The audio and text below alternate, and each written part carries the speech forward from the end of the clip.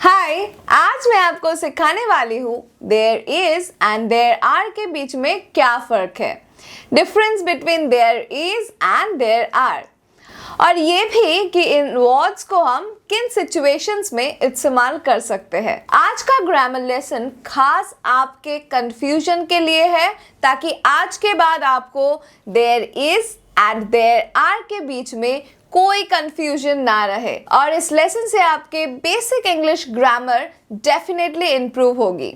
तो सबसे पहले ये जानना ज़रूरी है कि देयर इज और देयर आर में आखिर फ़र्क क्या होता है। तो हम इस वर्ड्स को तब यूज़ करते हैं जब हमें ये बतानी हो कि कौन सी चीज़ मौजूद है और वो भी कितनी संख्या में है, यानी क्वांटिटी बताने के लिए देयर इज और देयर आर का प्रयोग कर सकते हैं। अब आइए सीखते हैं पहला सेंटेंस। तो सबसे पहले हम सीखेंगे कि हम पॉजिटिव सेंटेंस कैसे बनाएंगे there is and there are के साथ। तो सबसे पहले हम पॉजिटिव सेंटेंस बनाना सीखेंगे। देयर इज को हम सिंगुलर के लिए यूज करते हैं, यानी एक चीज के लिए, और देयर आर को हम प्लूरल के लिए यूज करते हैं। अब देखते हैं देयर इज को कैसे यूज करते हैं। There is one table in the classroom. Classroom में एक ही टेबल है। There are 3 chairs in the classroom. Classroom में 3 चेयर्स है। तो यहाँ पे मैंने एक के साथ देयर इज एंड 3 के साथ देयर आर का यूज किया है। एक और example, there is a spider in the kitchen. Kitchen में एक मकड़ी है, एक है इसीलिए there is. There are many people at the bus stop. Bus stop में बहुत सारे लोग हैं, तो क्योंकि लोग बहुत सारे हैं इसीलिए देयर आर का इस्तेमाल किया गया है। देयर इज को हम अनकाउंटेबल नाउन्स के साथ भी इस्तेमाल कर सकते हैं, बट आखिर ये होता क्या है, यानी कि कोई ऐसे नाउन्स जिन्हें हम काउंट नहीं कर सकते हैं। अब आप मुझे ये बताइए कि क्या आप दूध को गिन सकते हो, या चीनी के दानों को गिन सकते हैं, या तेल गिन सकते हैं? नहीं ना। तो इस तरह इन वस्तुओं के साथ हम देयर इज का प्रयोग करेंगे, क्योंकि हम उन्हें गिन नहीं सकते। जैसे कि there is milk in the fridge. Fridge में मिल्क है। There is some salt on the table. Table पर सॉल्ट है। There is ice cream on your T shirt. तुम्हारी टी शर्ट पे आइसक्रीम गिरी है। तो यहाँ पे हमने जाना कि देयर इज को हम सिंगुलर और अनकाउंटेबल नाउन्स के साथ इस्तेमाल करेंगे, और देयर आर को हम प्लूरल्स के साथ इस्तेमाल करेंगे। अब जानते हैं देयर इज और देयर आर के साथ कॉन्ट्रैक्शंस कैसे बनते हैं। वेल, कॉन्ट्रैक्शंस का मतलब है जब हम किसी सब्जेक्ट को और हेल्पिंग वर्ब को अपॉस्ट्रोफी लगा के जोड़ देते हैं।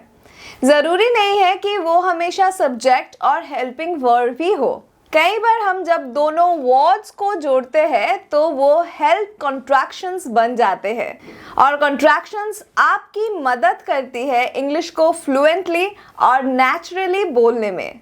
और देयर इज का कॉन्ट्रैक्शन होता है there's. Repeat after me, there's. Example सुनते हैं। There is only 1 chocolate in the box. Box में सिर्फ एक ही चॉकलेट है। अब यहाँ पे ये समझना ज़रूरी है कि हम देयर आर को कॉन्ट्रैक्ट नहीं कर सकते। There plus are there are आप नहीं कह सकते हैं देयर, ये गलत साउंड करता है, इसलिए देयर आर को अलग अलग ही बोलना पड़ता है। हम कहेंगे there are 6 chocolates in my bag.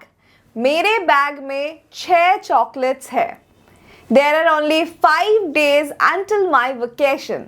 मेरे वेकेशन तक 5 ही दिन बचे हैं। तो यहाँ हमने सीखा कि देयर इज को कॉन्ट्रैक्ट करके देयर्स बोलते हैं, एंड देयर आर को हम कॉन्ट्रैक्ट नहीं कर सकते हैं। अब हम जानेंगे कि there is and there are के साथ हम नेगेटिव सेंटेंसेस कैसे बनाएं। तो नेगेटिव सेंटेंसेस बनाने के लिए इज और आर के बाद आपको नॉट का यूज करना है। देयर इज और आर प्लस नॉट। जैसे कि आप कह सकते हैं there are not 7 children in the school. School में 7 बच्चे नहीं हैं। यहाँ पर आप आर एंड नॉट को जोड़ सकते हैं, ये कॉन्ट्रैक्शन बना सकते हैं। There aren't 7 children in the school. Are not को जब हम जोड़ेंगे तो हम बोलेंगे aren't. Repeat after me, aren't. आइए एक और एग्जाम्पल देखते हैं। There are not 2 phones in his bag. इसको भी हम कॉन्ट्रैक्शन के साथ अगर बोलेंगे तो काफी नेचुरल साउंड करेगा। There aren't 2 phones in his bag, यानी उसके बैग में 2 phones नहीं है। तो इस तरह से आप आर नॉट को जोड़ के कॉन्ट्रैक्शन बना सकते हैं एंड देयर आर से नेगेटिव सेंटेंस भी बना सकते हैं। आप ये भी बोल सकते हो there is not a single person in the room. कमरे में एक भी व्यक्ति नहीं है। यहाँ पर भी देयर इज के साथ कॉन्ट्रैक्शन बना सकते हैं। आप बोल सकते हैं there is not a single person in the room. एक और एग्जाम्पल, आप कह सकते हैं there is not even one good person in the world. सारी दुनिया में एक भी अच्छा आदमी नहीं है। यहाँ पे भी कॉन्ट्रैक्शन का इस्तेमाल कर सकते हो आप। There is not even one good person in the world. तो इस तरीके से कॉन्ट्रैक्शन लगा के आप नेगेटिव सेंटेंस बना सकते हैं। आगे बढ़ते हैं देन। जब हम बताते हैं कि कोई चीज़ 0 क्वांटिटी में मौजूद है यानी है ही नहीं, तो हम एनी लगा के देयर इज और देयर आर के साथ एक सेंटेंस बना सकते हैं। जैसे कि कुछ एग्जाम्पल्स देख लेते हैं। There aren't any people at the party. Party में लोग ही नहीं है। यहाँ पे लोगों की क्वांटिटी 0 है, इसीलिए हमने एनी का इस्तेमाल किया है। फिर से एक और सेंटेंस बनाते हैं। There aren't any trees in my street. हमारे गली में पेड़ ही नहीं है। जैसे कि अनकाउंटेबल साउंड के साथ हम सिर्फ देयर इज का इस्तेमाल कर सकते हैं। ये हमने पहले ही सीखा था क्योंकि हम उन्हें गिन नहीं सकते।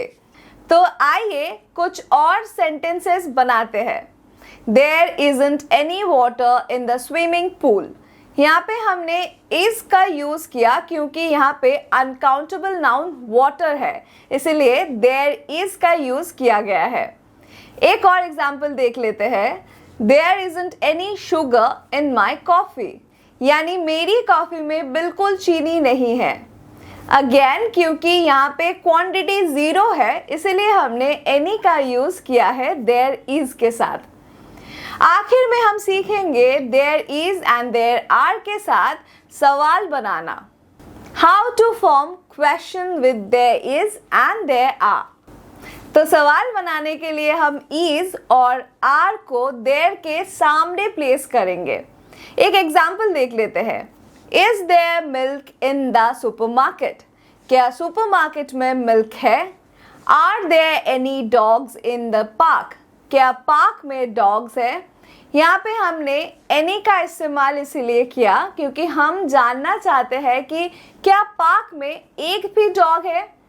Is there a security guard in the shop. क्या शॉप में सिक्योरिटी गार्ड्स है?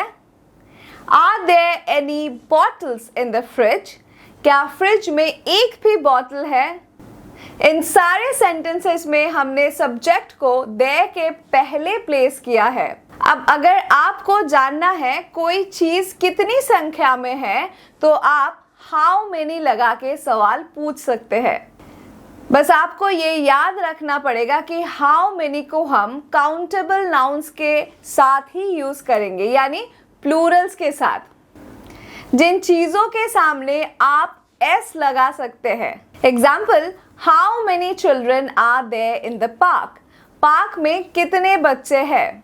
यहाँ पे हमने हाउ मेनी का इस्तेमाल किया क्योंकि बच्चों को हम गिन सकते हैं, ये काउंटेबल नाउन्स है। एक और देख लेते हैं। How many students are there in your class. तुम्हारी क्लास में कितने स्टूडेंट्स हैं? How many countries are there in the world. दुनिया में कितनी राष्ट्र है? आई होप आप सीख पाए कि देयर इज और देयर आर को हम किन परिस्थितियों में यूज़ करें और there is and there are के बीच में फ़र्क क्या है। मैं उम्मीद करती हूँ कि ये ग्रामर लेसन के बाद आपको इस एरिया में कोई कंफ्यूजन नहीं होगा। मिलते हैं फिर एक नए लेसन के साथ। अगर आपको हमारा वीडियो पसंद आया है और आप आगे भी सीखना चाहते हैं तो डिस्क्रिप्शन में जाके कंप्लीट स्पोकन इंग्लिश कोर्स को चेक करना ना भूलना। और इसके साथ आपको मिलेगा बहुत सारे फ्री ई बुक्स, रिसोर्सेज और टूल्स ताकि आप और अच्छे से स्पोकन इंग्लिश सीख सको। हर एक क्लास के बाद आपको मौका मिलेगा खुद को टेस्ट करने का हमारे एडवांस चेकिंग टूल के साथ। तो देर किस बात की, आज ही ज्वाइन करो और घर बैठे स्पोकन इंग्लिश सीखो। Until the next video, this is Purbali Chatterjee signing off. Keep learning, keep growing.